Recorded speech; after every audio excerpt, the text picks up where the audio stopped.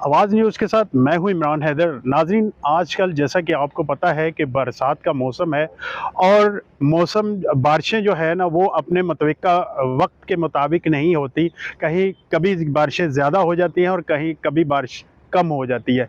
जी हाँ, मैं इस वक्त मौजूद हूँ यहाँ पे भिंबर नाले के नाम पे। ये नाला जो है ये यहाँ से गुज़रता है और ग्रैंड ट्रंक रोड से होता हुआ ये आगे चला जाता है।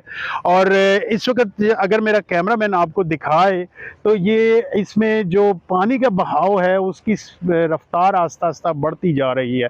और वीडियो बनाने का मकसद ये है कि इससे मुल्हिका जितने भी इलाके हैं वो उनको शहरियों को चाहिए कि बर वक्त जो है ना ये इस पानी के बहाव के ऊपर नज़र रखें और सूरत हाल को तहम्मुल से और इत्मीनान से इसको संभालने की अपना किरदार अदा करें, एक दूसरे की मदद करें और अपने मुतलका इदारों को बर वक्त इतला ज़रूर दें। आवाज न्यूज, हर लम्हा बाखबर। हमारे चैनल आवाज न्यूज को सब्सक्राइब कीजिए, बेल आइकन को प्रेस कीजिए ताकि आइंदा आने वाली वीडियोस का आपको बर वक्त नोटिफिकेशन मौसूल हो सके। हमारी वीडियोस को लाइक और शेयर करना मत भूलिए।